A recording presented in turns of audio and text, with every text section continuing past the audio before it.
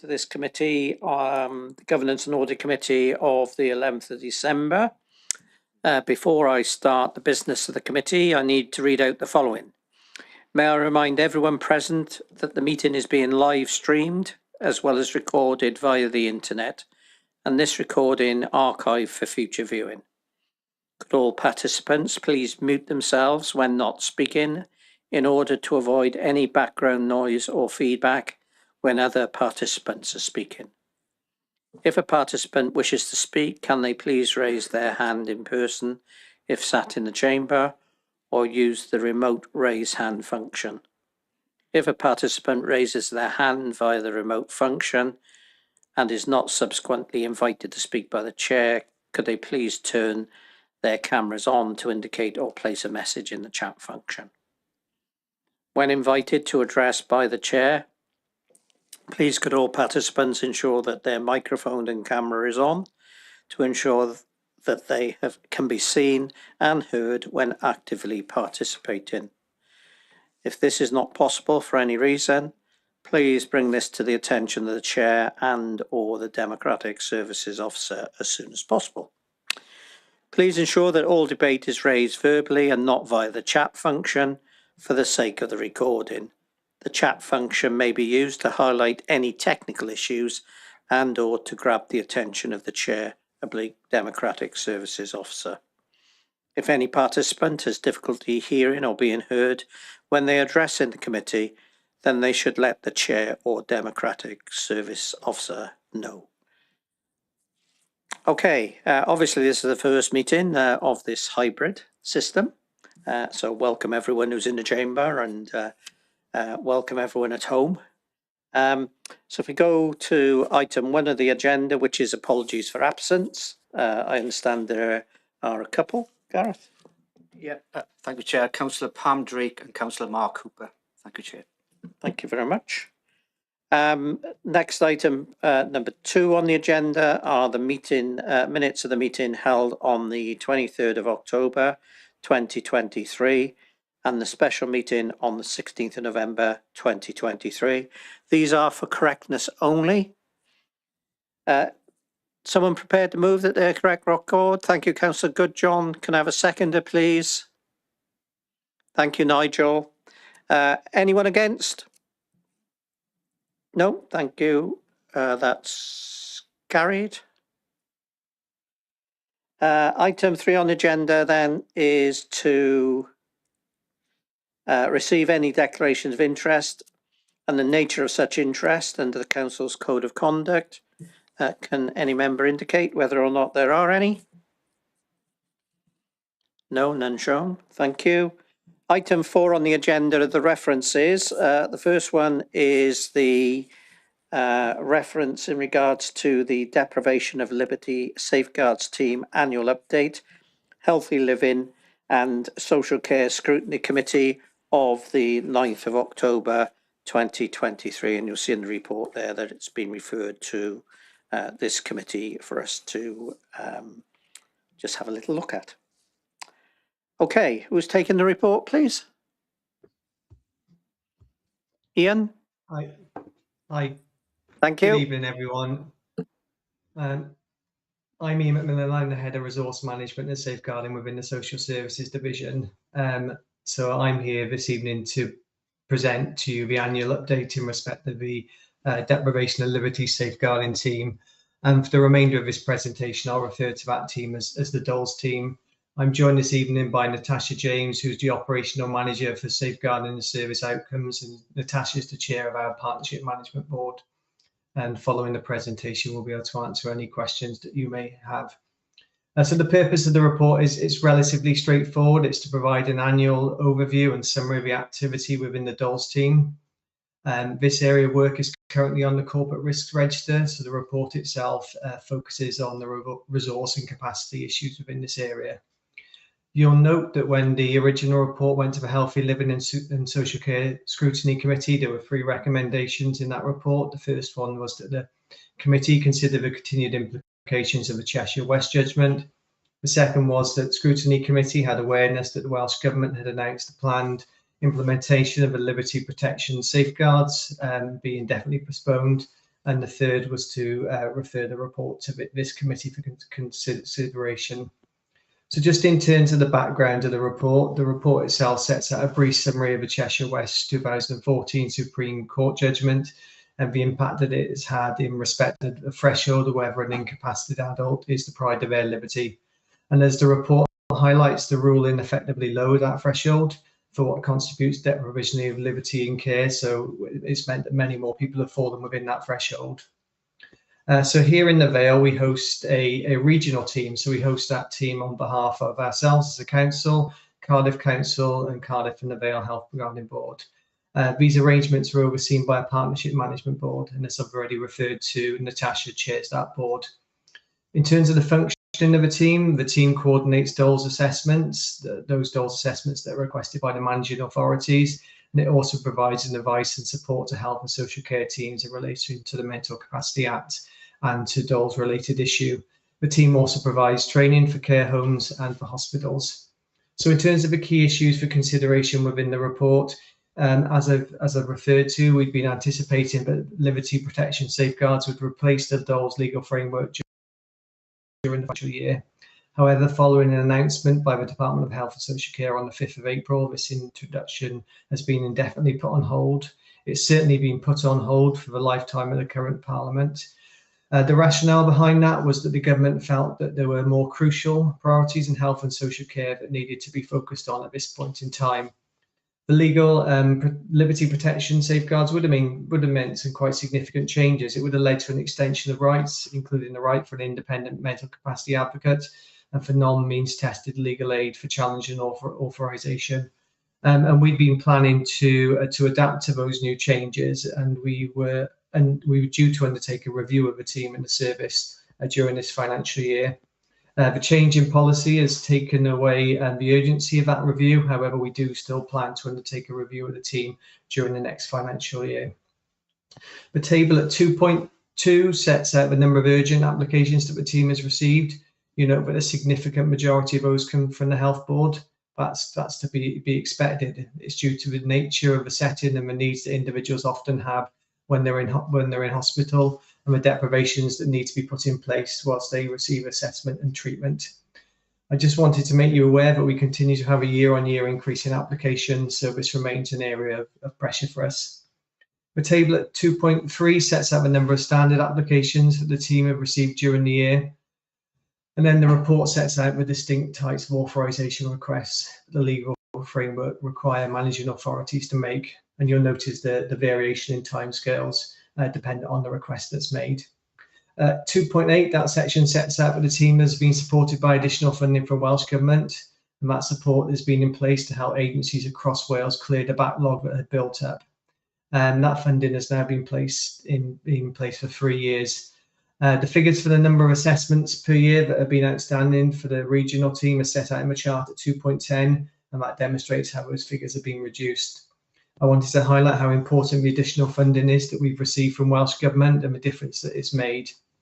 You will note in terms of the number of outstanding applications in 21-22, the figure was at 226. This figure has come down to 83 by the end of the financial year. And even during this financial year, we've managed to reduce that even further. Okay, so just taking you to the final section of the report. Despite that reduction that I've talked about, there does remain a backlog. Therefore, all 3 bodies that the team represent remain at risk of legal challenge in respect of not complying with statutory timescales. And although we haven't been legally challenged, there always remains a risk that we could do.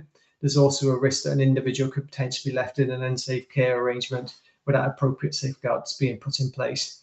So this is why the team continues to be really focused on bringing that backlog down, and this area of work remains on the corporate risk register.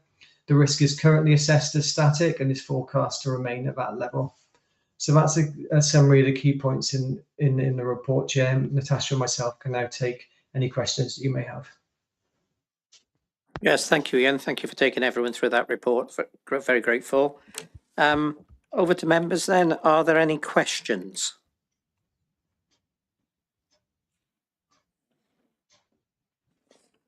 No questions? I've got a couple of questions, if I may. Sorry, just ask Ian just to come off for a second. Yes, sorry. Sorry, Ian, just come off camera for a second because we may have just no interference, but just checking the numbers. That's okay, Ian, you can continue coming on screen, thank you. Sorry, Ian. As I said, I've got a couple of questions. The table in paragraph 2.3, I think, lists the number of applications. So I assume that's the three type of applications. That's the standard, further and urgent. And clearly paragraph 2.2 sets out the number of urgent. Is it possible to say in the table at some stage, like, you know, these are the urgent, which we've got, these are the standard, which I think, as you indicated, may be the other number, and these are the further applications, because I think that would be useful, because at the moment we only see two types. Is that correct?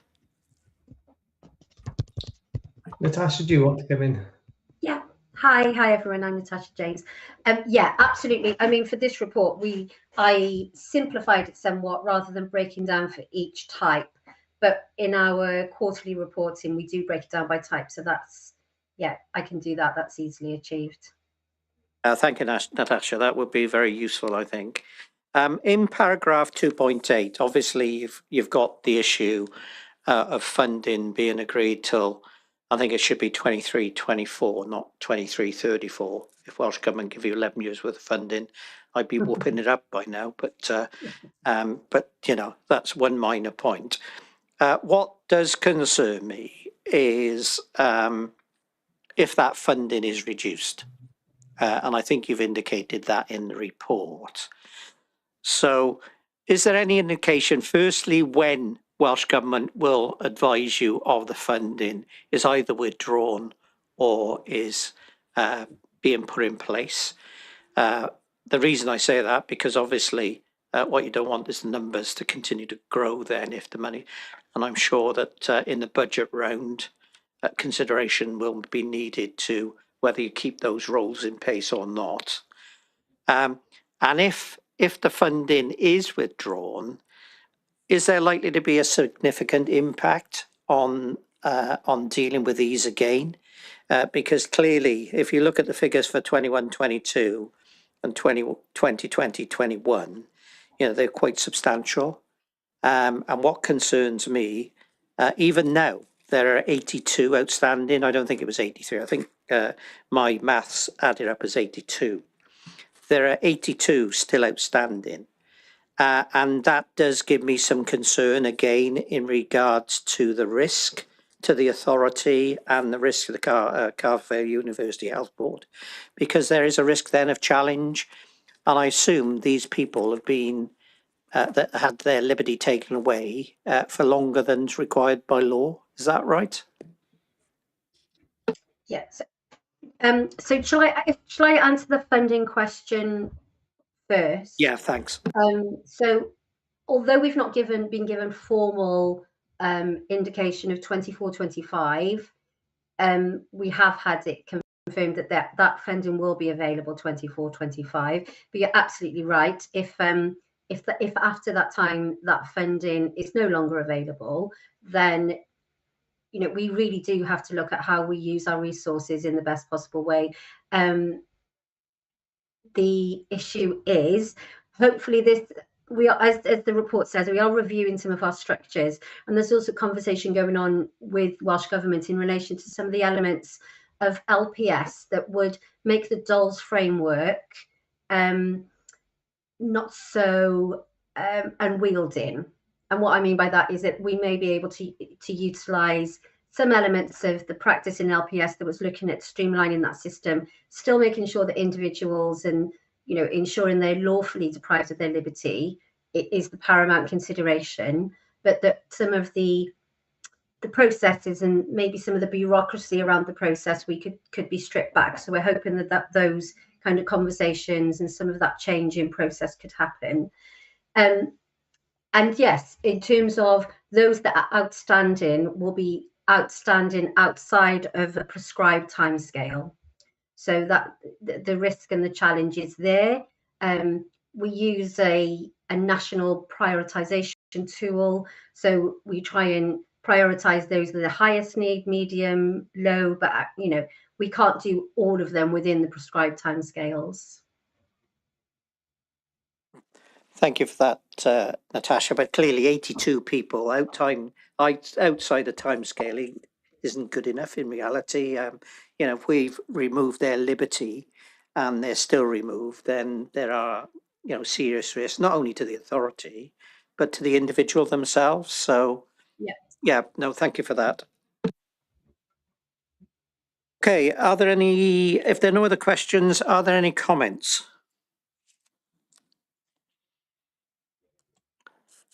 No, no one showed. I've just got a comment to make. I think it's important that the authority writes to Welsh Government stating the urgency to ensure that this funding is made available for next year on the basis that we are dealing with some of the most vulnerable people here in society and not to, if the figures increase across the board, then clearly there are really some real issues.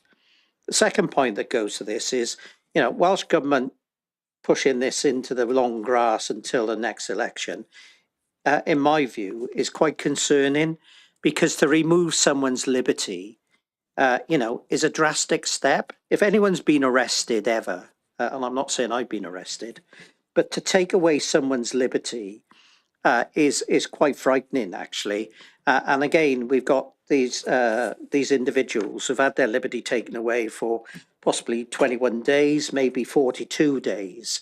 And I think, the point that was made by Ian to provide those checks and balances in regards to legal aid, and I don't know whether there's legal aid available at this moment in time to these individuals, and to have that medical sort of confirmation, I think is very important. What more does Welsh Government want in regards to removing someone's liberty? If that's not important, then, I think, it's quite disgraceful. I think someone ought to make that point moving forward, whether this authority, whether it's the Director of Social Services, whether you want to take that on board is a matter for the authority. But, it would concern me. So that's the only comment I make there. In regards to the report, obviously there's no recommendation for us, really. It's just that the report be referred to the Council Governance and Audit Committee. But if the director and maybe Tom can feed that back through to the directorate to pick up those points, should the authority wish to do so, then I would hope that they be supported by the council in regards to these vulnerable individuals. So on that basis, I suggest that we note the report and that, that the comments in regards that were made at the committee be referred to the relevant director. If someone's happy with that, someone prepared to move, please. Thank you, Councillor Good. John, can I have a seconder? Thank you, Nigel. All against? All against? No, thank you, that's carried. Thank you, Natasha and Ian. I don't know whether you've got any other reports, but if you haven't, thank you for the updates. And unless you want to stay and listen to the meeting, you can be released. Thank you very much. No, thank you for your comments, Chair. That's okay. Thanks very much. Item 5 then on the agenda is the strengthening our communities and work to tackle poverty and the current cost of living crisis, the Corporate Performance and Resources Scrutiny Committee, 18th of October 23. And again, this has been referred to us. Tom? Yeah, thank you very much indeed, Chair. Good evening, committee. So this report, as you say, has been referred to your committee, specifically relating to recommendation 8 of the Scrutiny Committee report, which is regarding the response that the Council is proposing to a series of regulatory recommendations. Committee members will know that when we have a piece of work done by Audit Wales, we report it to the relevant Scrutiny Committee for their consideration, and then on to your committee, Chair, to consider the Council's proposed management responses. The report that you've got in front of you this evening is a really broad-ranging report relating to strengthening our communities. It does have a particular focus around the cost of living and tackling deprivation. But what I was going to do is draw committee's attention to paragraph 2.8 onwards of the report.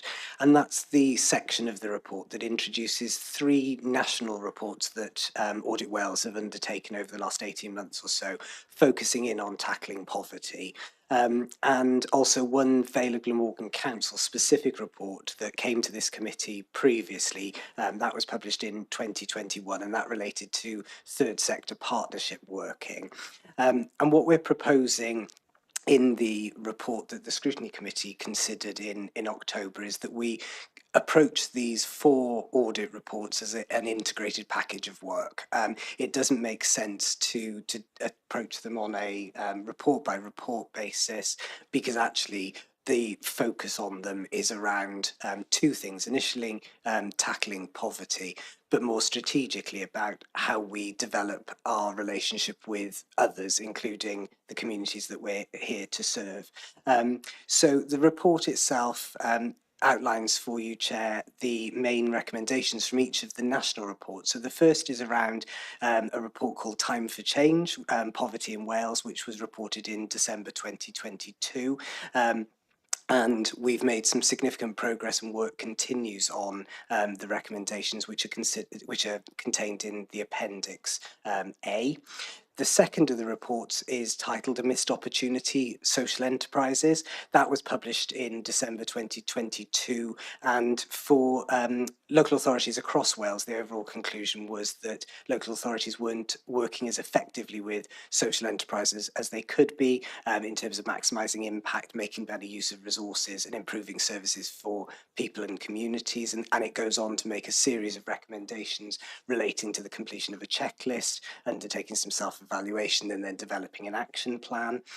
The third of the reports is called Together We Can, Community Resilience and Self-Reliance. That was published back in January of this year.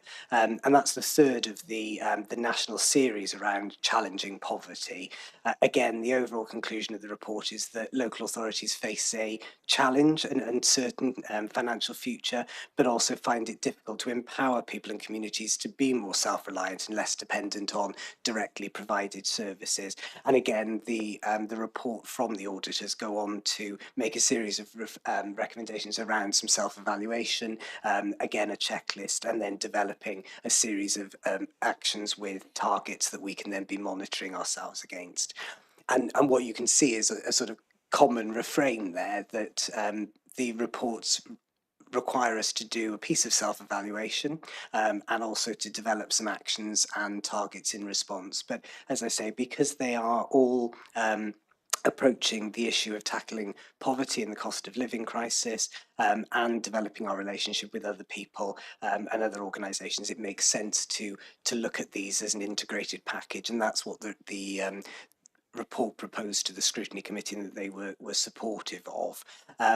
So the proposal in terms of our direction of travel is that we will take the recommendations that are set out in those 4 reports as a kind of basket of recommendations, and we're going to work with a third party partner now in the first few months of the new calendar year to do a piece of engagement work with a variety of stakeholders internally, so we can understand what the current challenges and opportunities are at working with the third sector, with social enterprise, and also directly with the communities and with town and community councils. But we will then also look at running those kind of stakeholder workshops with external parties as well. The idea is that we explore this relationship as a package, and we'll then formulate a response to that.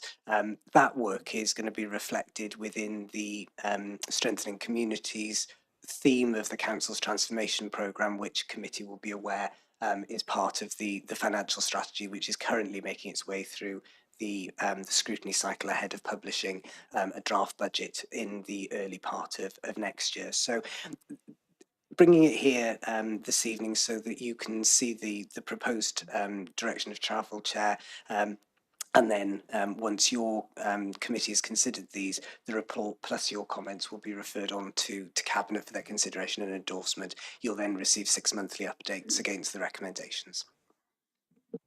Thank you for that, Tom. Clearly quite a comprehensive report, and obviously there's the comments from the scrutiny committee which are set out in the report. Are there any questions, members?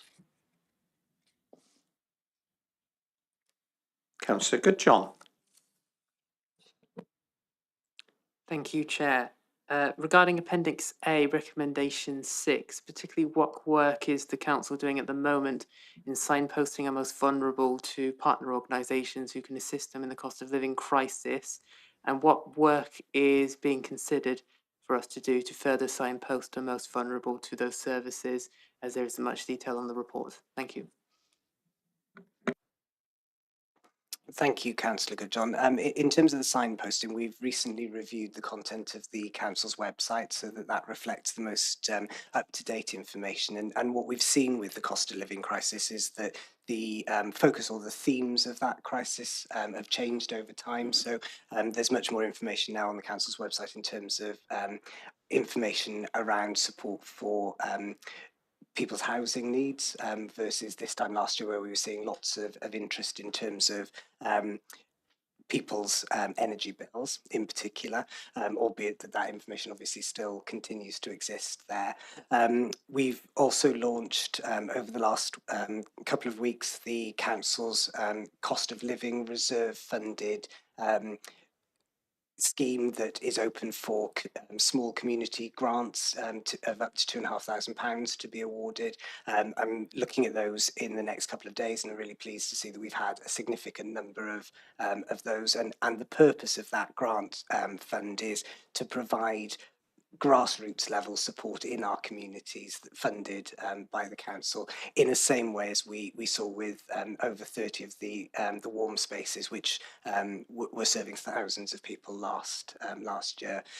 So we continue to provide information. We continue to work really strongly with our partners, notably Citizens Advice, who again we've provided some additional funding over and above their annual budget this year in recognition of the significant increase in volume that they're dealing with on behalf of our residents, and also supporting the work through our schools, notably those who are adopting that community focused schools model, whereby we're looking at how do we wrap all of the council services around families in our communities directly in the places that those people are. So they're just some examples of the work that's currently underway.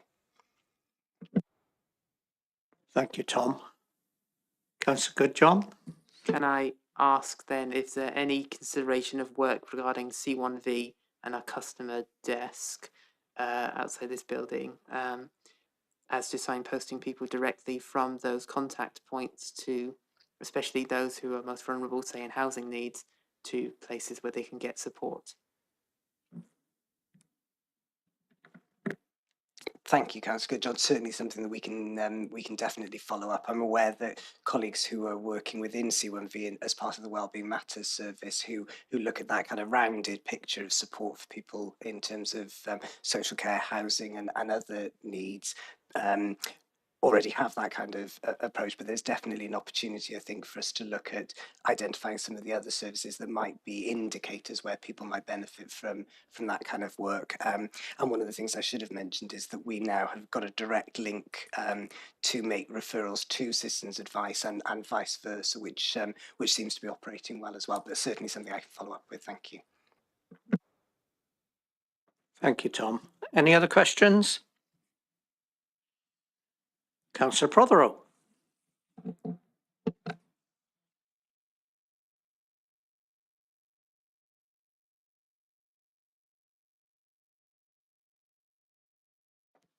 Councillor Prothero, are you there?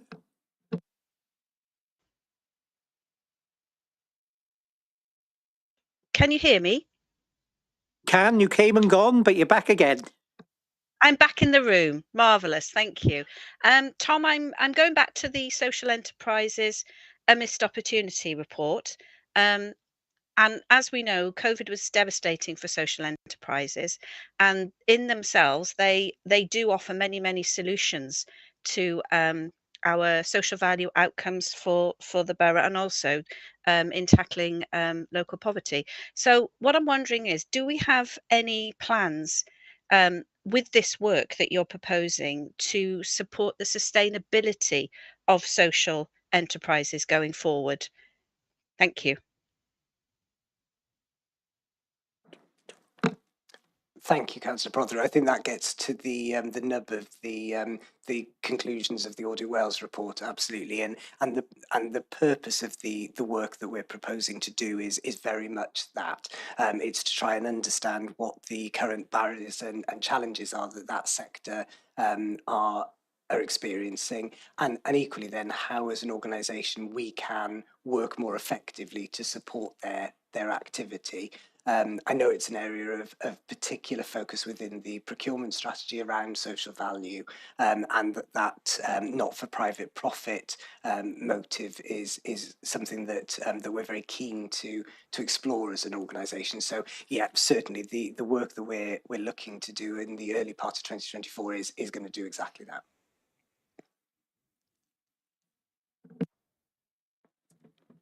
Are there any other questions? Councillor Prothero, you? No. Are there any other questions? No, I've got a couple, Tom. Right, first question is, how do we reach people who've got no access to the website?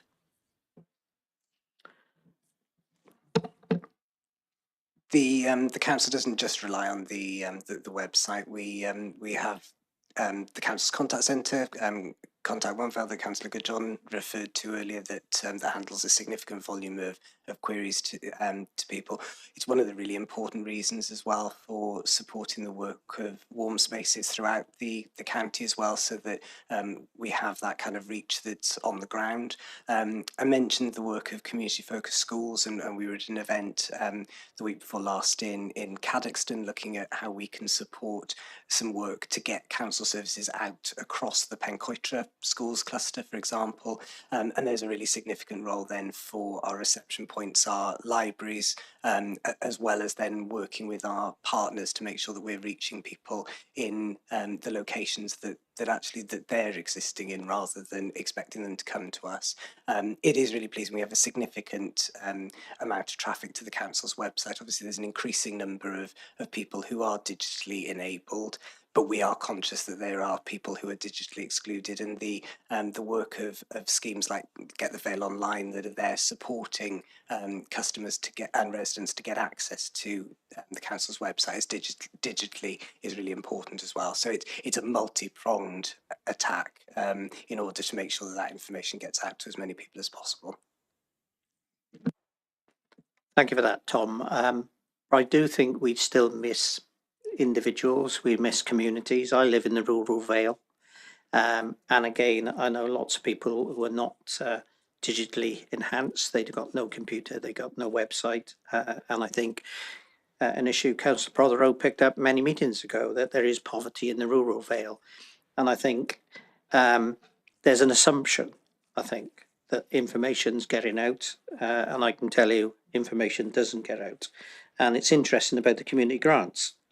I'm completely unaware of the community grants, and had I been, I may be declaring interest now to say we would have applied for one in our local chapel to support warm spaces, as well as other activities which we're currently running on our own sort of financial backing. So I think, you know, I know the Vale doesn't have a community newspaper, it doesn't go to all homes, and I think I'm just saying, I think we are missing individuals. You may be hitting people in the big towns, Barry and Penarth and such like, but there are people on the outskirts of the Vale, I think, in the rural communities that we may actually be missing, and I would just welcome some thought as to how you can engage with those individuals moving forward. I don't want an answer now, but do you understand what I mean? I think there's always this assumption the council reaches everyone, but actually I should imagine you only read about 80% of it, you know, a bit like the Heineken, I should imagine. Doesn't reach all parts. We do our best to reach as many of the parts as we possibly can. And I think it is a really well made point, Chair, that we do need to make sure that we cover all parts of the county. We're going to be doing some work in St Athan very shortly, which is an expansion of the Llantywydd Major More Than Food project. I'm really proud of the work that that's attracted funding for, and means that we can get further support out into that part of the Vale of Glamorgan. The St Athan work now that will start early in January is a really welcome extension of that. I know some of our members in the rural Vale are particularly keen as well for us to expand that provision out into those rural areas. So it's very much something that is on our minds, because, as you say, different types of poverty and deprivation exist in different ways across the county. For that, I'm going to put you on the spot and say, well, what are you actually doing in Peterston, Super-Ely or Pendoilen or anywhere around like that? Because that'd be an interesting response. Like Councillor Prother was waiting, I just got a couple more questions. In one of the bullet points on the response from the scrutiny committee, the chair raised 2 questions, and the operational manager, corporate strategy and insight, stated she'd not been a party to any discussions with Welsh Government concerning target setting for alleviating poverty, but had attended meetings with officers of other councils. And it goes on to say Welsh Government were currently undertaking work to develop a child poverty strategy.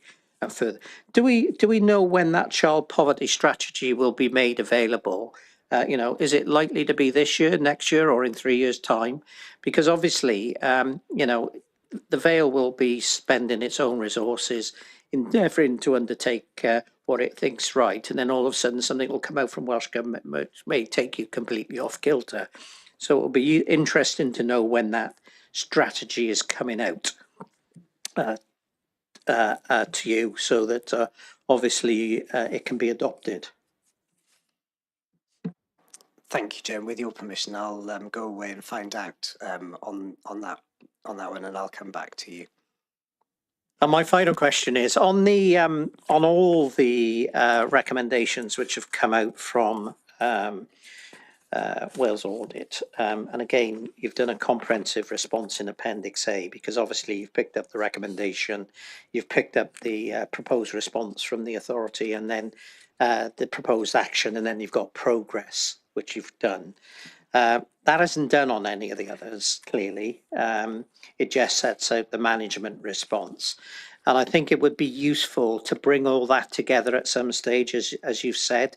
So where one overlaps with another or overlaps with 2, you know, can that be brought together? Because, you know, there's a lot of word, one of my directors would say, there's a lot of wordy speak in there. But actually, what does it actually mean and what we're actually doing? So I think, you know, and you're down as lots of the lead officer on lots of these, it just get into the nub of these issues to actually set out for the community of the Vale, you know, what the authority is doing. And again, you've got some very, you know, tight timescales. You've got February 24 to do lots of this, March 24, you know. So I think it would be useful, rather than have the 4 reports, is to bring them together and you know, report on them as one, and actually what's happening. So I don't know whether that's what you were proposing in the future, but that's my final question. I think it's an excellent suggestion, Chair, because it is what we were proposing to do. You'll appreciate, obviously, as a committee, that Audit Wales will want us to submit those organisational responses as separate documents. But no, absolutely, it is really important that they get brought together. It is one of the critical challenges that the council set out in our annual delivery plan. We're proposing that it will continue into next year as a critical challenge. So some thought at the moment is going on in terms of actually what's the best way of producing one report in order to reflect that work. Some of the feedback we've had from other elected members has also suggested that it would be useful on the critical challenges to make sure there's specific information contained in the quarterly performance reports that go in front of all scrutiny committees. So we'd be looking to put some of the information in there as well. So yeah, certainly a composite makes sense, because, as you say, so much of it overlaps. Yeah. And the other point I make is obviously some funding will need to go with some of this. And clearly, you know, it's going to be I understand, quite a tight year again next year, and, you know, trying to allocate funding to some of these recommendations, in a budget setting period will be a challenge. And I think I understand that as well. Councillor Prothero.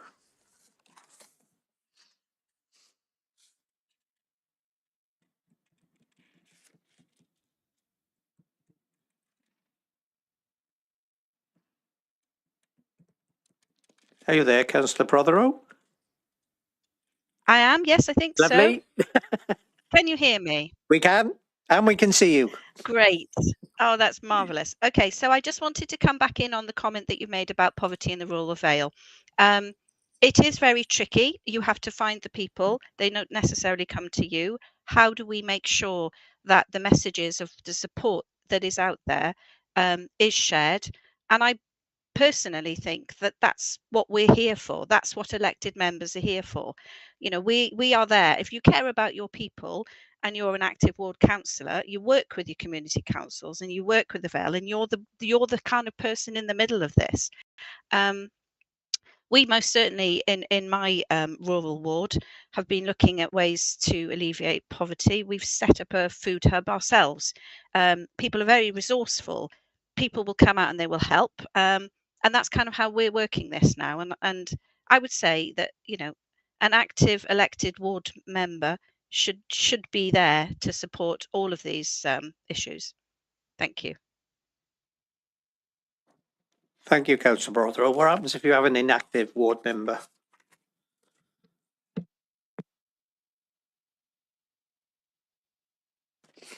Okay. Are there any other questions? No? Are there any comments? No, I think got quite a lot of work there, Tom, in reality, to do in the next couple of months, as well as setting your budget as well. So good luck. So the recommendation, I assume, is again that we note the contents of the report and that the comments may be referred to Cabinet. Is that okay? Good. Someone prepared to move, please? Councillor Goodjohn, thank you. Can I have a seconder? Councillor Norman, thank you very much. Anyone against? No, thank you very much. Next item is item 6, which is the Treasury Management Mid-Year Report 23-24.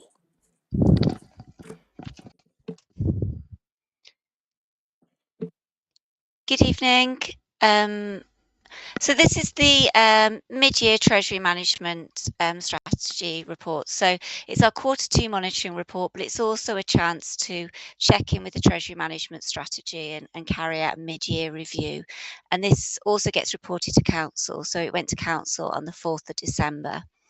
The mid-year report is prepared in compliance with the SIPFA 2021 revised Code of Practice on Treasury Management, and so it covers a number of mandatory areas.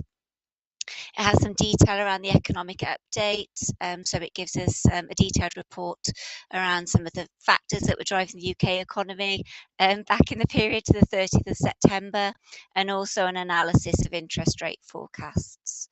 It does carry out a Treasury Management Strategy review, but there aren't any significant policy changes as of the period to the 30th of September. In terms of the capital expenditure and prudential indicators review, they're based on the capital programme that was approved at the same Cabinet Committee on the 16th of November. And based on the current capital programme, the Council would be required to raise 24.281 million in new loans to finance the capital programme in 23-24, although it should be noted that this could be impacted by any slippage on the delivery of schemes, and obviously the majority of that sum relates to the housing improvement programme. There is a more detailed summary of the prudential indicators in Appendix 1. In terms of the investment portfolio, we have seen a reduction in investments to the period 30th of September, down to 72.67 million. And of course, we were forecasting a reduction in our reserves this year, and we do typically see a reduction in investments around this period as well. Interest has been accrued at an average rate of 4.28%, and so it's about just over £1 million to the period to the 30th of September. In terms of new and replacement borrowing in year, we've continued to internally borrow in this period. External debt has reduced because we have repaid some loans at a rate of 5.64%. And we're forecasting that external interest to that period has been paid at an average rate of 4.44%. So in good news, that's obviously less than the loans that we've paid back. In terms of debt rescheduling, we do liaise with our independent treasury management advisor on opportunities for rescheduling debt regularly, but there are very limited opportunities currently, although we will continue to keep that under review. Those are the main points I was going to draw out on the report, but I'm happy to take any questions. Yes, thank you for that, Gemma. Obviously, people I'm sure have read the report and have considered it previously. Are there any questions?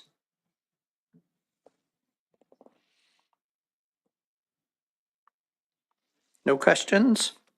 I've got one. In the resolution that was made from Cabinet that the matter be referred to Council on the 4th of December 2023 for consideration, that comes in resolution 1 and 2. What was Council's views, if any? Because obviously it's important for us to know what Council said, if they said anything. Gemma? Chair, apologies. I did drop off the council call before this matter was considered, but Matt was on the call, so I'm hoping Matt will be able to come in and be able to fill in the gaps there. Apologies. Thank you, Gemma. Matt?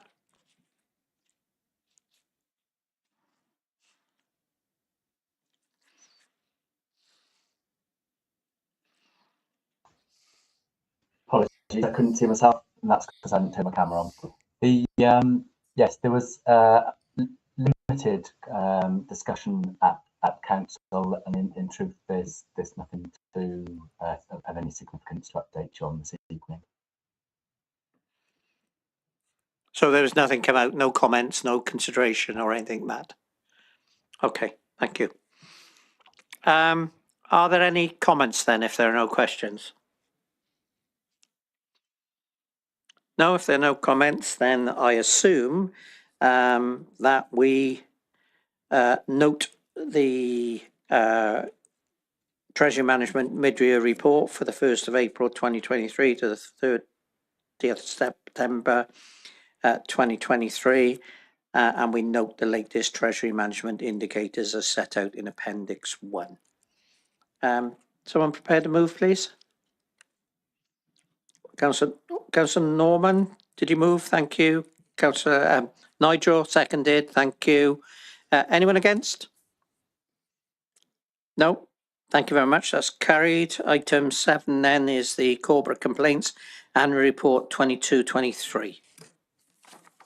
Thank you very much indeed, Chair. So this report comes to your committee because the Local Government and Elections Act 2021, as members will be aware, requires the Governance and Audit Committee to review and assess the authority's ability to handle complaints effectively and to make reports and recommendations in relation to that ability. And those provisions are part of the Part 6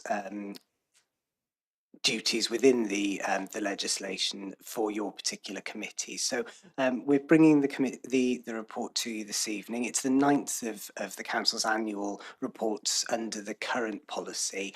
I'll take you through some of the highlights if I can do. It is quite a wide-ranging report, though.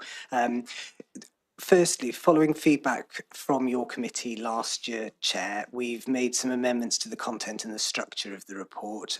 We've moved most of the statistical data and charts out into appendices. We've also picked up on undertaking some user research to try and identify some of the real experience of our citizens in making complaints. And also the report attempts to capture some examples of where improvements have been made as a direct result of learning from from complaints, and that was something that there was quite a lot of discussion at last year's Governance and Audit Committee about. The report itself makes reference to the annual letter for 2022-23, which is issued by the Public Service Ombudsman for Wales. That letter includes some national data as well as Vale of Glamorgan specific data relating to the number of complaints and the nature of those complaints, as well as code of conduct complaints in relation to elected members and complaints in relation to town and community councils.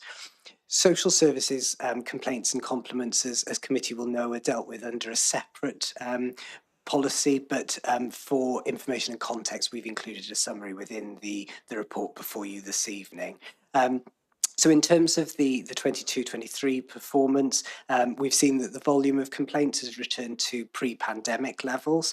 They reduced significantly over the couple of years of the pandemic, and that they stand at 495 complaints, which is the second highest annual number in the 9-year period, and continues an upward trend. It's pleasing to see that 94.5% of complaints were resolved at stage 1. That's broadly in line with the council's previous performance.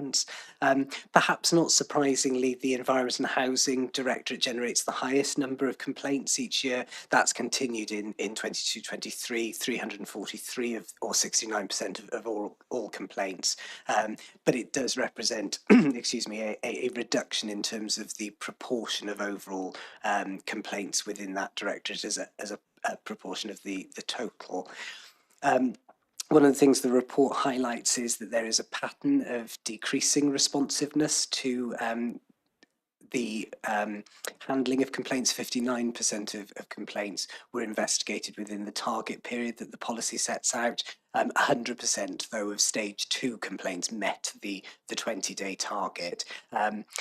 Since the process has moved from the old reporting system, which used Oracle, to a system called GovService in August 2022, it is encouraging to see that 100% of cases now had a recorded cause of the complaint and lessons learnt, which suggests that the system itself is driving some of that different behaviour in terms of our recording, and that therefore means that we can do more with the learning from the complaints. The complaints that were made to the Public Service Ombudsman for Wales fell from 61 in the previous year to 49. None of those complaints were formally investigated. 15 of them were resolved through what's referred to as the early resolution process that the Ombudsman's office tries to encourage people to do if possible. The Council's complaints report also includes information relating to Welsh Language Commissioner complaints. 3 were made in the period in question, with 2 of them being upheld. One of those related to the provision of Welsh language birth certificates, and 1 to a delayed response to an email that had been received in the Welsh language. And just for context, in terms of the number of social services complaints made during the year, that number was 51, with a further 47 that had been categorised as inquiries. I mentioned the customer research. There was some early work that has been undertaken in the last couple of months in terms of contacting those people who have made complaints in order to work with them to understand their experience. I think it's fair to say that it's been challenging in terms of recruiting volunteers who want to get involved in that user research, albeit that the interviews that were held with the 4 people have been useful in understanding what people's experiences were, and one of the things that I've asked the team to do is to make sure that that's more of an ongoing process, that what we don't do is just get to the end of the year and then look at approaching people. We should be doing that on an ongoing basis. You'll see within the report that departments have provided a series of case study examples of where they've directly used the learning from complaints to improve the services that they provide. Really encouraging that they've been able to do that, because that means that we can share those as examples of good practice across the organisation. And the report is one of 2 halves, complaints and also compliments. A total of 115 compliments were recorded across the council, excluding social services, with the majority of the compliments being received by the Environment and Housing Directorate.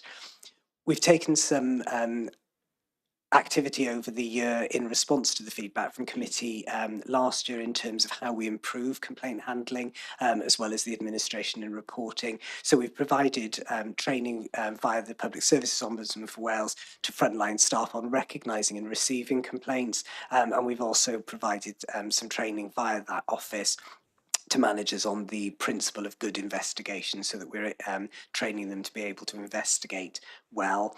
I mentioned the transfer to the new system called GovService. That functionality has enabled us to send auto-generated email reminders out to managers to ensure that the process is being monitored and managed, and also to provide some updates for the complainant themselves as well. We've also launched a new complaint form on the council's website with more information, and makes it more accessible to undertake that work should people wish to. And as I say, the lessons learned that colleagues have compiled are being shared across the organisation.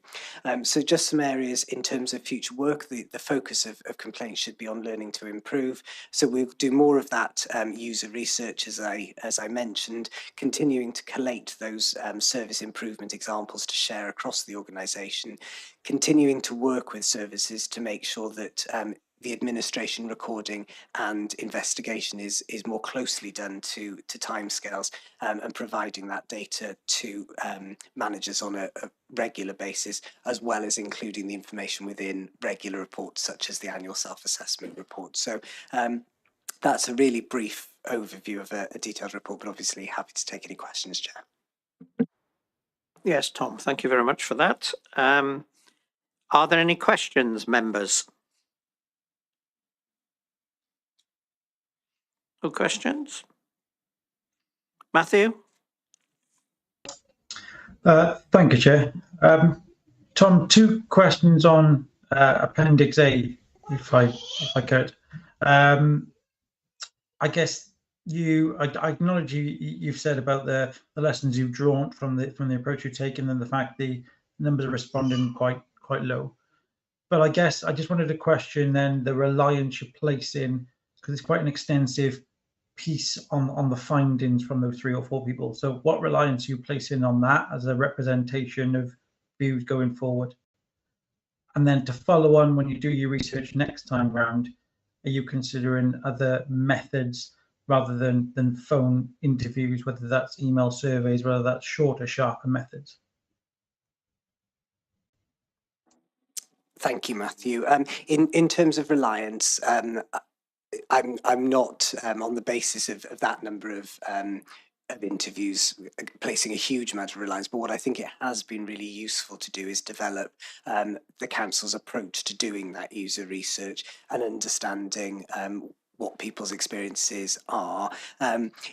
You're absolutely right in terms of the question on considering other methods. One of the things that we're looking at is actually whether we send a link via email immediately following the conclusion of a complaint, so that it feels more current to people. So that's what I meant in terms of that sort of ongoing piece of work throughout the year, rather than approaching people in one go. And I think you're right, it's about then offering a variety of different ways for people to participate in that user research. So whether that's structured interviews throughout the year, or whether it's, as you described, shorter, sharper surveys more closely to the time when the person's made the complaint.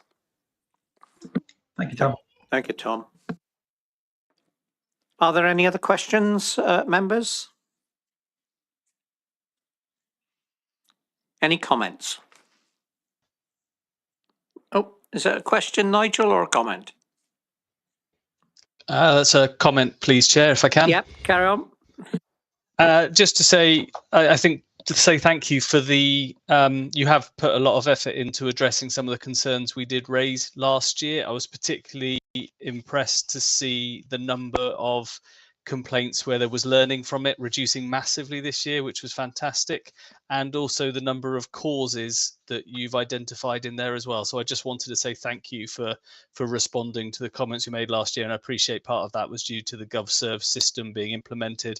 Obviously, there's a lot of work to do. If you're training people on identifying complaints as well, then you're going to end up probably with more complaints initially. I'd hope to see those numbers come down in future years. But yeah, just to say, I think it's although the numbers perhaps aren't at the moment moving in the right direction in all the areas, I think you've got a system there that will help you to progress that and make improvements. So I just wanted to say thank you, and it looks like it's going in the right direction. Thank you, Chair. Thank you very much for the feedback, Nigel. I'll make sure I pass that on to the team. I can't take any credit for that work, but I'll certainly let them know. Thank you. Any other comments? Just a couple from me. Obviously, the Ombudsman's letter came in on the 17th of August 2023, and we're only just considering it now. Did the annual letter go to Cabinet yet, or is it going to follow this committee? Yeah, as part of the report. And I assume it's only come now because obviously the report's just been prepared now. So that's okay. That's okay, Tom. Yeah, and we've, you're absolutely right, Chair. We will now, once Cabinet have considered any comments from your committee this evening, we'll then write back to the Ombudsman for summarising your consideration and deliberations. We have let that office know as a matter of courtesy that just due to the timing, that's when they'd be expecting the response. Okay, no, that's great. Thank you. Second point, and I've raised it last year, and maybe it could be raised with the Ombudsman when you respond, is the number of 495 complaints, which presumably come in through the website or through the contact centre. I think I've raised it last year. There's a significant amount of under-reporting. And it's not just this council. My understanding is every council in Wales, every councillor gets complaints on a daily basis. And I think I said last year, if every councillor had 2 complaints a day, over 200 days, it would be 20,000 extra complaints coming in to the system. And I think it's capturing those is extremely important because, in my view, it gives a false impression that everyone's doing very well, actually, low number of complaints, very good service delivery. And actually, if you ask the councillors to say how many complaints they have on a daily basis or an annual basis, it would far exceed that. So it's where those are captured. And I think for me, and this is a comment, is the report, as Nigel said, is a great improvement from last year because whatever statistical information is within the report, the devil is always in the detail. And I think for me, it's the lessons learned is the major point of this. And I think that's been captured clearly in the report as best it can this year. But I think there is other areas which could capture even better work, where things have changed in waste management, where it's changed in housing. We've got a few examples about where bins haven't been collected, or the green bins haven't been collected, or green waste, sorry. So it's just seeing what's been learned from these complaints. And if you've got 10,000 coming in from councillors in regards to waste, then, there may be a simple answer to it. So I think for me, that needs to be captured somewhere. But I think the team are to be complimented on this. A lot of work's gone in again. A lot of statistical information, which, as you say, has been moved to the appendices. But the nub of the issue is what the outcomes are to these complaints and what learning is done. So I just endorse what Nigel said to convey the thanks to your team.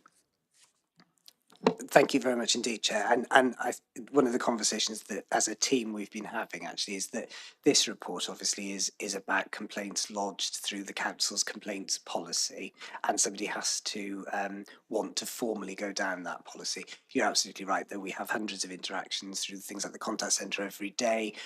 Some of that it relates to service failure, when somebody does want to report a missed refuse collection, that kind of thing. And actually, they are, whilst they're not formal complaints, they are indications where we're not fulfilling what we need to do in the way that we need to do it. So one of the things the team want to explore is, as part of this report next year, giving you a bit more of that context. It's not part of the formal policy, but I think, as you say, showing the breadth of that and also the action that's been taken to improve would be really important. So I'll undertake to make sure that that's included next year. Thank you for that, Tom. It's the issue about when's a complaint, not a complaint. So, interesting one. And I will be sharing it with the Ombudsman, because I think Newport, I declare an interest, obviously I'm on Newport, and then meeting with the Ombudsman's representative next month. So I will raise it again with that. Okay, I think the recommendations are contained on page 3 of the report, that we note the contents of the report and the Appendix A, that we receive an annual update, continue to receive the annual update in regards to corporate complaints and compliments, and that we refer this report and comments of the committee, which obviously Gareth picked up there, to Cabinet for their consideration. Someone prepared to move, please?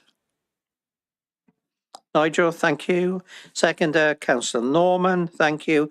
Anyone against? No, thank you. Next item is 8.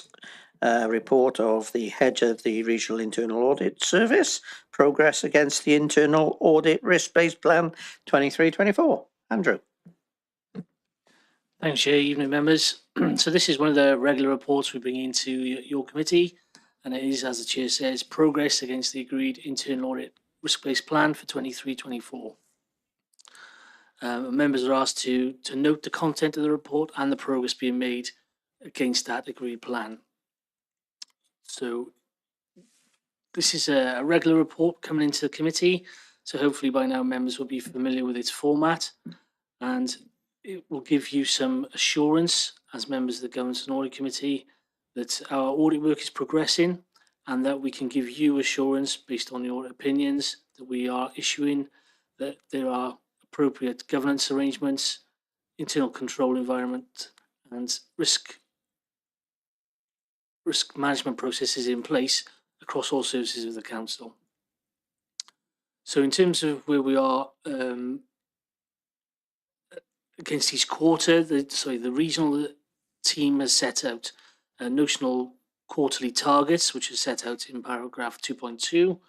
And for the Vale, we are currently, mid towards the end of November, 43% of the plan has been completed, and that's set out in point 2.3. So in line with our agreed target for quarter 3, which is as at the end of December.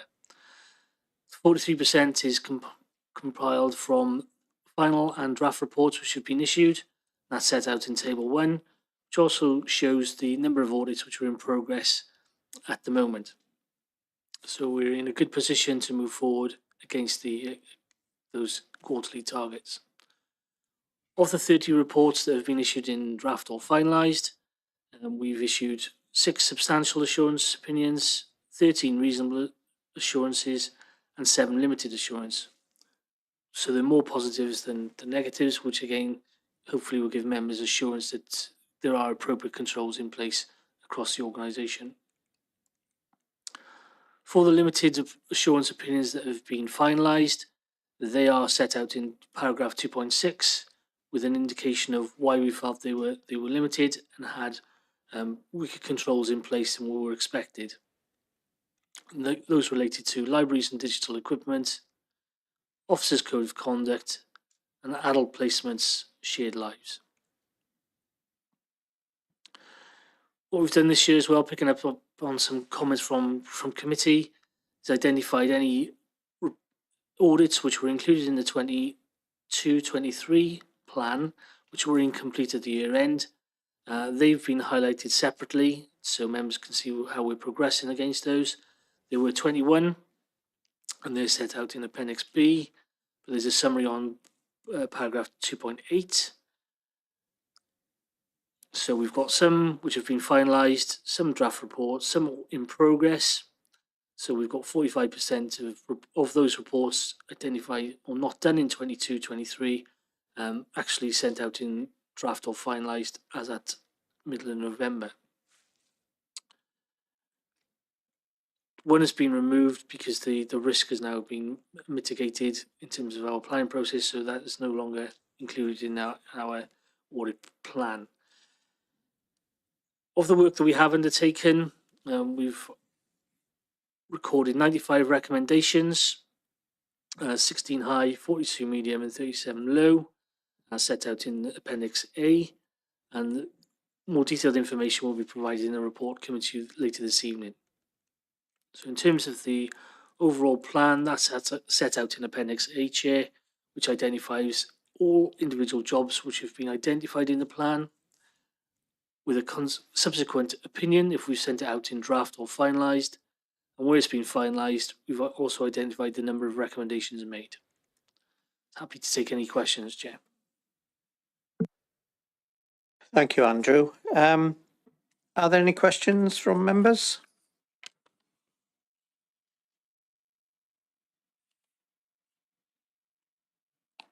No?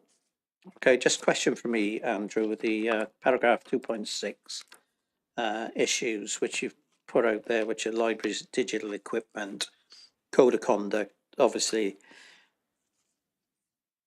quite concerning there that code of conduct implemented in January 16 exceeded its review date of 2023. We're nearly, what is it? It's nearly six years since the initial implementation. So obviously that needs to be looked at quite quickly, together with all the other points there, which are quite concerning, as well as the adult placements. Have they agreed the action plan for these now, the requisite managers, and do we have a timescale by which they are going to implement the changes, if any?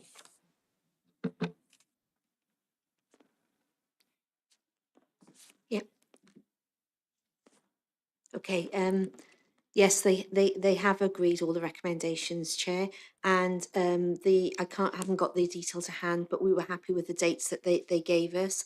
And also, just to remind you, because it's a limited report, we will be doing a follow-up audit as well. So that'll give us more robust testing and assurance that they have done those things. Thank you. Do we know when the review audit will be undertaken?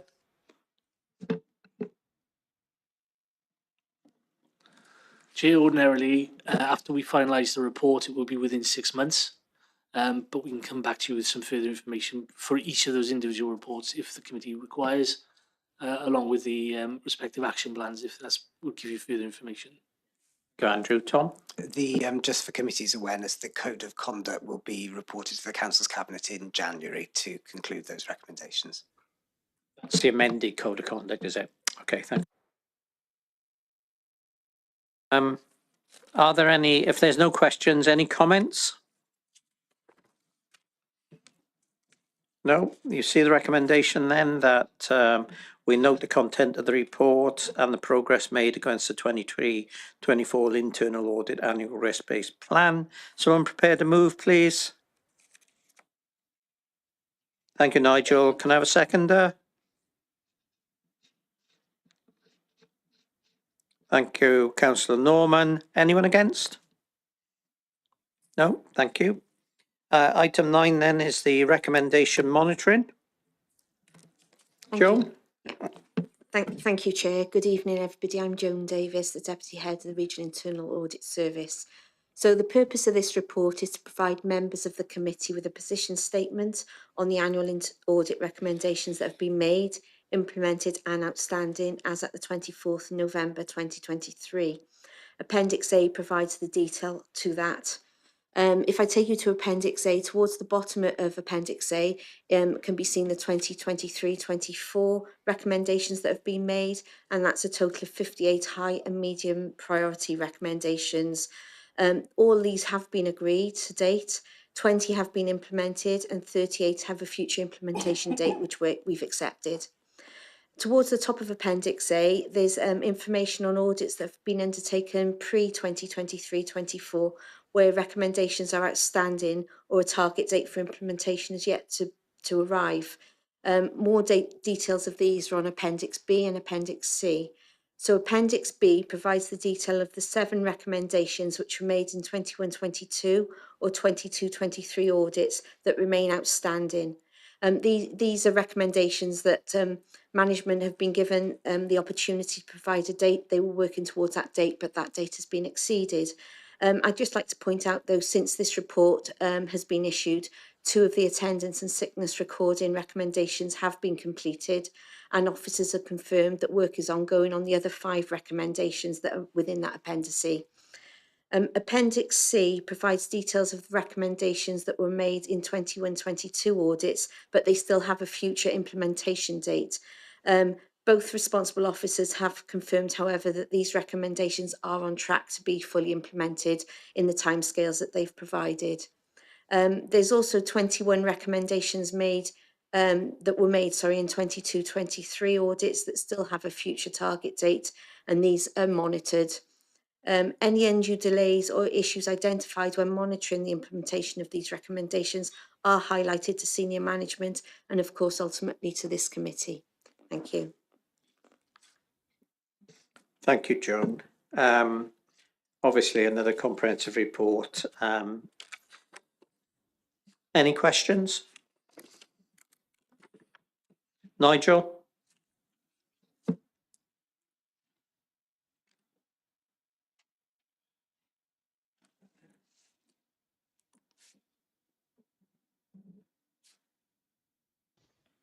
Sorry, can you hear me okay?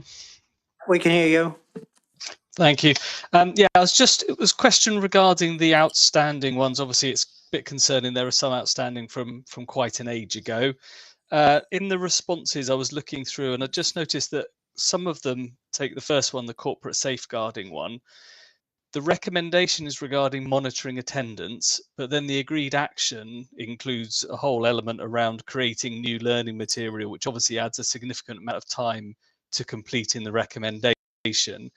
The risk isn't documented, so I can't see what the risk is, but I'm assuming the recommendation is to address the risk.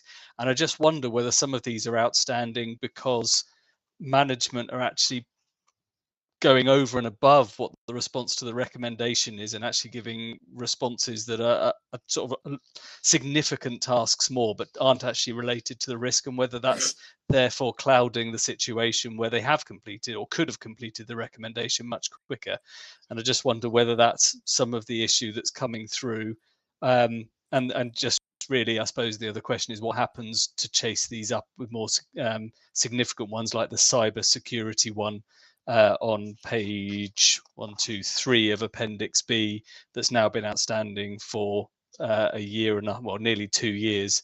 And there's obviously a significant one. Again, it's a similar one where lots of training is being created to then deliver. So yeah, just on those 2 points, please, if I could. Before John comes in, the issue around cyber and corporate safeguarding, you may recall, Nigel, if you were at the meeting, that both Tom and Lance, the directors, were called in to deal with these issues before committee, and they are due back in February 24 with a full update.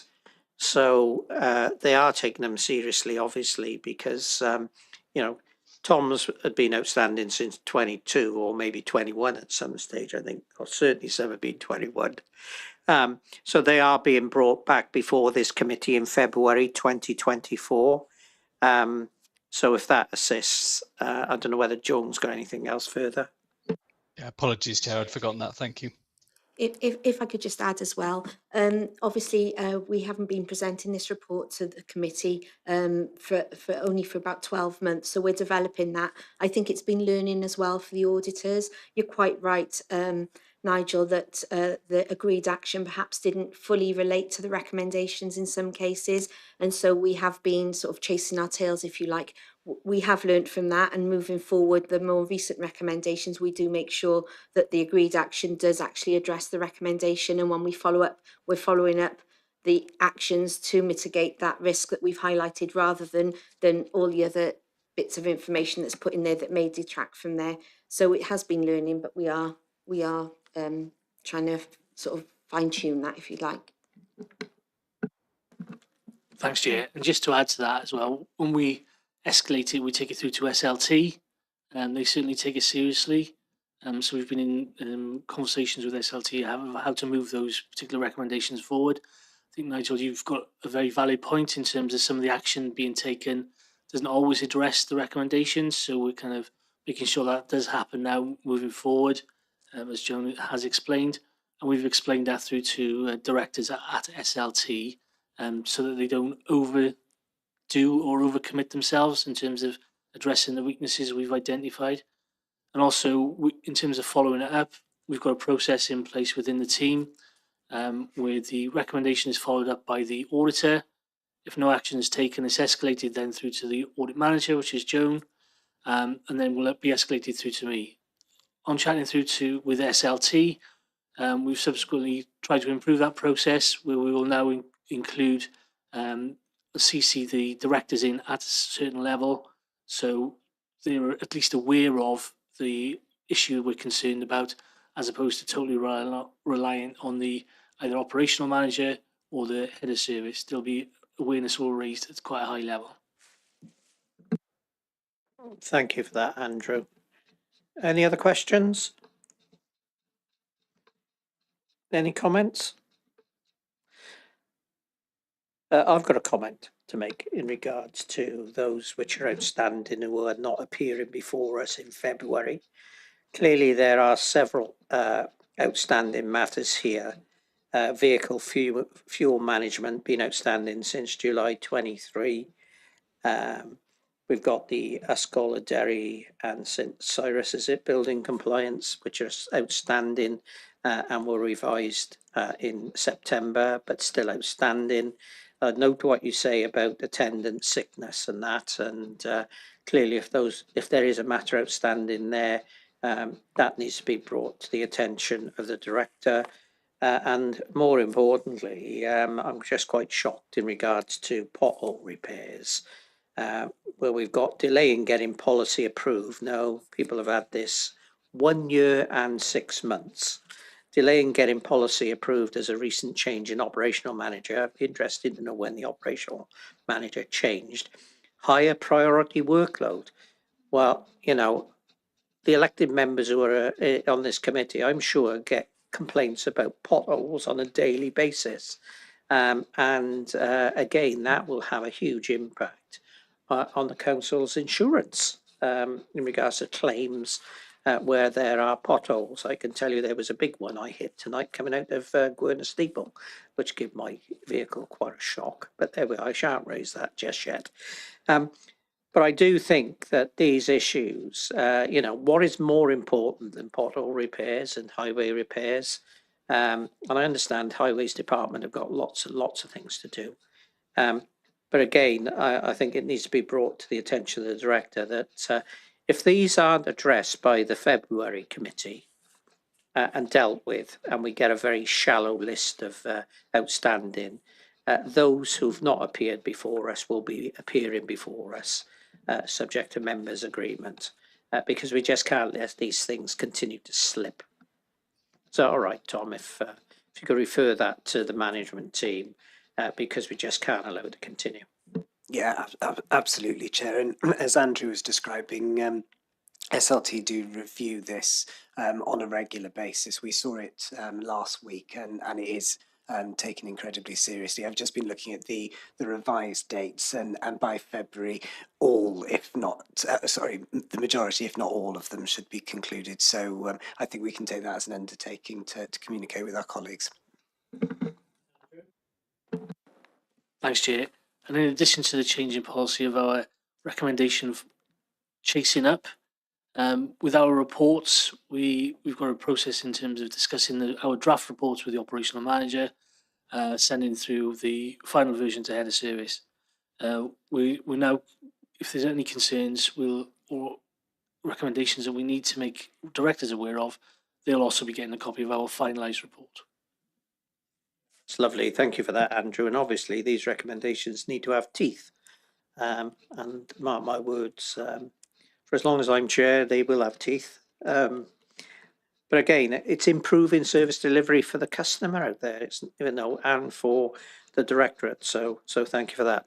If there are no other comments, then we've got a recommendation that we consider the information which we've done. So we note the contents of the report, and obviously I'm sure that the comments made at committee be referred to the relevant head of service and director by Andrew and Tom.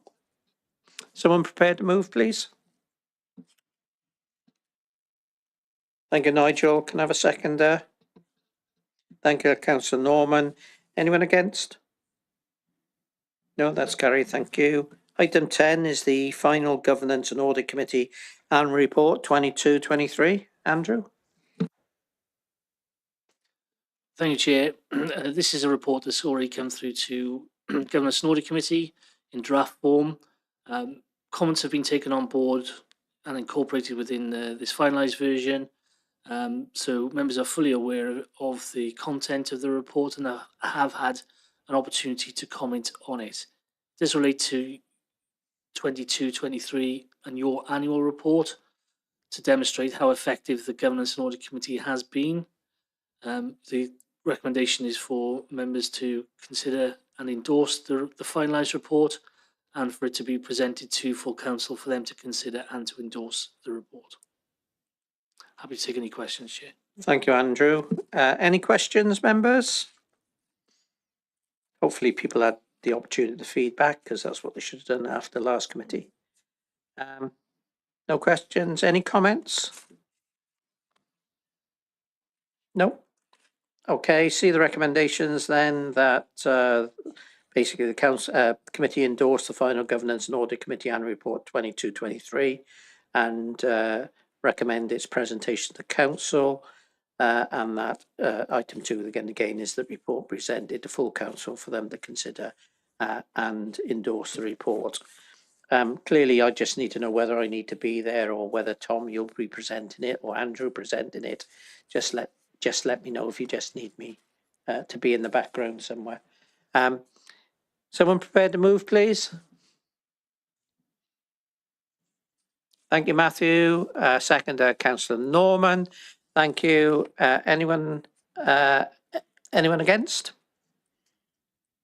No, that's carried. Thank you very much. And then we've got the corporate fraud enforcement policy. Andrew, or is it Joan? It's me. Joan, sorry, Joan. Thank you, Chair. The purpose of this report is to provide members of the committee with a draft corporate fraud enforcement policy for consideration prior to submission to Cabinet for approval. This draft policy aims to ensure that the Council can apply a full range of sanctions in a just and consistent manner and to ensure that they are applied effectively and are proportionate and cost efficient. The use of sanctions will be governed by the principles of this policy, which is at Appendix A, and it will specifically cover elected members and council staff, welfare fraud such as council tax reduction, social housing fraud, and any other fraud investigated by the Regional Internal Audit Service. Just want to note that the Council Shared Regulatory Service has its own compliance and enforcement policy, which covers all the services and areas of work that they are involved in. So therefore, they are excluded from the remit of this policy. It is proposed that the decision-making will be taken by the Council's sanction panel. It's proposed that the sanction panel will consist of the Head of Finance, the Monitoring Officer, Head of Legal and Democratic Services, and the Head of Human Resources, supported by the Head of the Regional Internal Audit Service or nominated representatives.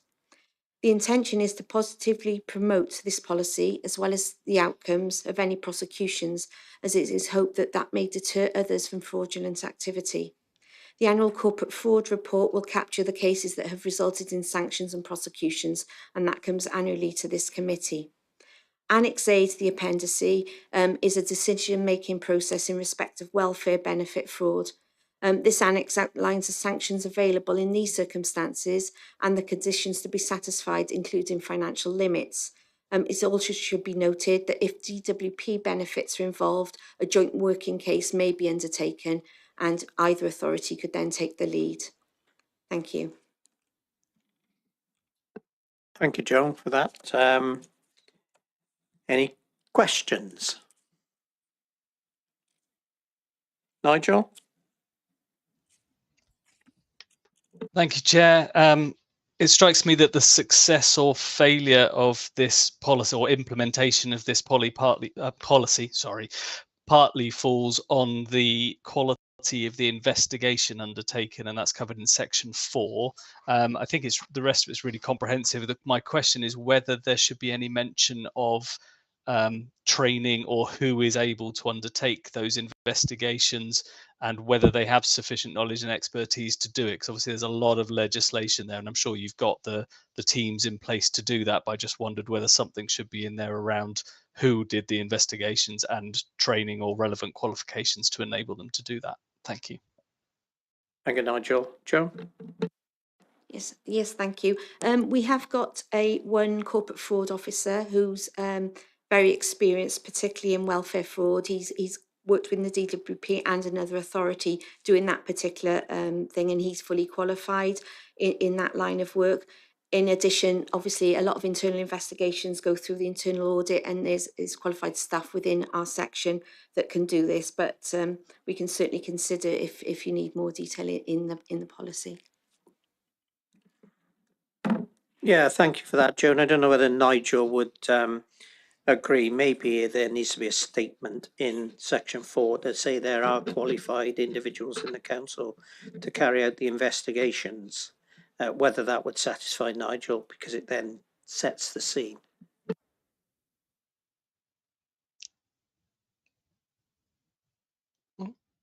Thank you, Chair. Yeah, that's fine. I think it's just I've seen issues where people have taken such a policy and thought, well, as long as I follow the policy, I'm okay, and haven't done the training or aren't the qualified person. So I think something that reflects that, even just a statement that it should be done by a qualified person or should be done by a person overseen with someone with the qualifications, something along those lines that just states no one else can just pick up the policy and run with it, because you can get into major issues, in particular around things like the interview process or capturing evidence and those sorts of things. It's just you completely ruin the investigation. So some statement around that, I think, would just add a little bit of strength to it. Thanks, Chair. Thanks, Nigel. Yeah, we'll certainly take that into consideration in terms of pushing the report forward in terms of finalisation. Are there any other questions? I've got a question in regards to the policy. Whilst SRS have their own policy, have they been checked to ensure synergy, to ensure that your policy does nothing outside or is similar to the SRS policy, you know, first is in the public interest to prosecute or whatever? Because obviously under the, you know, Human Rights Act and the equalities legislation and all that, what you wouldn't want is one policy say one thing and another policy to say the other. So I'm just wondering whether there's been any discussion with SRS to make, I'm not just saying this policy is right or wrong, but SRS's policy needs to be, which we're not considering, needs to be undertaken in a similar vein. So do you get my point, Andrew? I think, you know, what you're saying is you may prosecute some of their SRS policy, but you wouldn't do it under your policy because the criteria are different. Yeah, the policy has been shared with colleagues in SRS, and they were reviewing their policy at the same time. So they have been looked at side by side, and also legal services have looked at this as well with a view to look across both. Thank you for that assurance. Any other questions? Are there any comments? The only comment I make, say thank you for obviously all the time and effort's gone into putting this policy in place again with the officers, and obviously whilst the policy is there, then it needs to be implemented and you know, adhered to. So not just left on the shelf, but that we deal with individuals in the right manner and appropriately. So thank you for that. Okay, you see the recommendation that we obviously there are some comments made on the corporate fraud enforcement policy in regards to just strengthening section 4 in regards to that. and that subject to that, I think the corporate fraud enforcement policy be referred to Cabinet for approval. Someone prepared to move, please? Thank you, Councillor Prothero. Seconded, Councillor Nigel Ireland. Thank you for that. Anyone against? No? Okay, item 12, updated forward work programme, 23-24. Joan? Thank you, Chair. This is the standard item. Agenda item 12 is the updated forward work programme for the committee.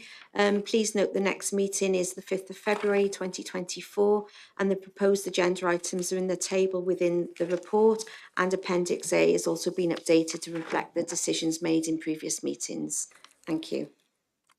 Yeah, thank you for that, Joan. Obviously, we've got, as you mentioned there in the paragraph 2.5, that we've got the Director of Corporate Resources and the Director of Social Services appearing before us, hopefully with a little report to say everything is hunky-dory nowadays. And then we do need your report in regards to the recommendation monitoring as well, to pick that up, and hopefully that's been cleared. The other issue in regards to the Treasury management strategy, I assume that's different to what we've just considered tonight, is it?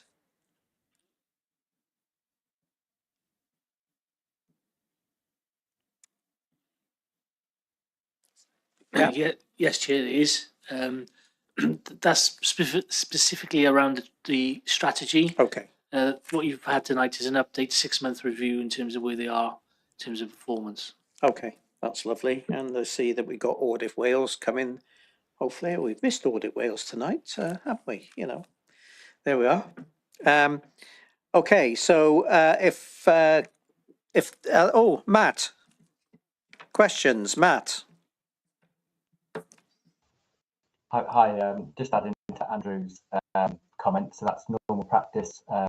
Take the Treasury strategy to Cabinet and then on to Council as part alongside the final accounts.